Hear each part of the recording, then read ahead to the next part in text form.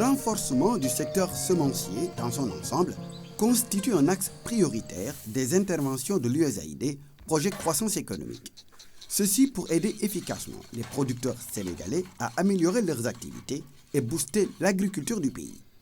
Ainsi, beaucoup de ressources ont été investies pour la production de semences pré-base, la certification des semences, le triage et le conditionnement des semences.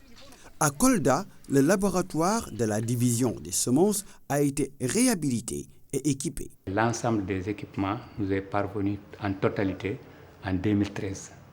Mais à partir de 2012 déjà, nous avons rejoint les locaux qui étaient déjà fonctionnels. Actuellement, nous faisons ici des analyses de toutes les spéculations. Principalement, nous travaillons surtout sur les semences vivrières et l'arachide.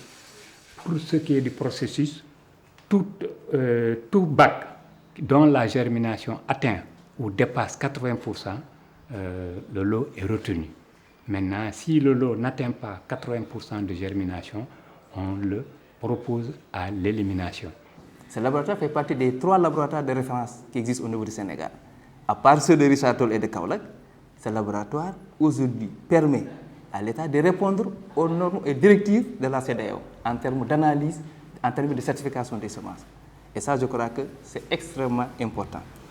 Un effort a été également apporté au niveau du dernier maillon de la chaîne, le traitement et le conditionnement des semences. Pour faciliter l'accès des producteurs de la zone aux semences certifiées, principalement pour les variétés améliorées de riz pluvial et des autres céréales comme le maïs, un centre de traitement pour couvrir toute la zone sud vient d'être implanté à la périphérie de Kolda par l'USAID Projet Croissance Économique en partenariat avec la CEDAP. C'est un nettoyeur séparateur, c'est un NSD1. Il nettoie, il sépare, il calibre, il ensache, il coud.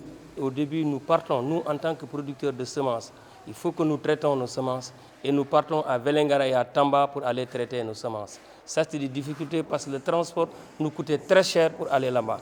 Et que c'est une unité mobile qui ne fait pas de bon traitement par rapport aux normes des semences que nous voulons. Mais avec cette unité-là, vraiment, ça a été très facile pour nous. Le transport a été plus court et vraiment le traitement a été très bon.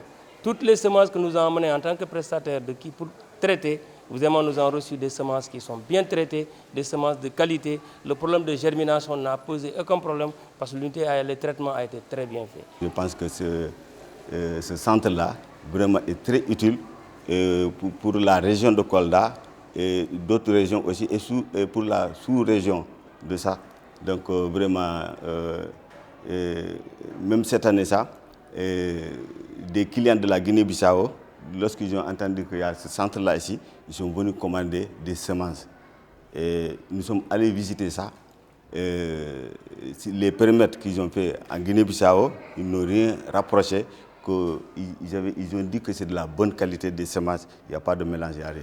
Le centre de traitement des semences de Kolda, qui vient de démarrer cette année, est en train de booster l'économie de la région en répondant plus rapidement aux besoins des producteurs et en créant des emplois. Depuis le début des activités, 110 femmes ont été utilisées pour le vannage, 20 jeunes pour la manutention et plusieurs cars et camions partent d'ici pour la distribution de semences dans différentes régions du Sénégal et de la sous-région.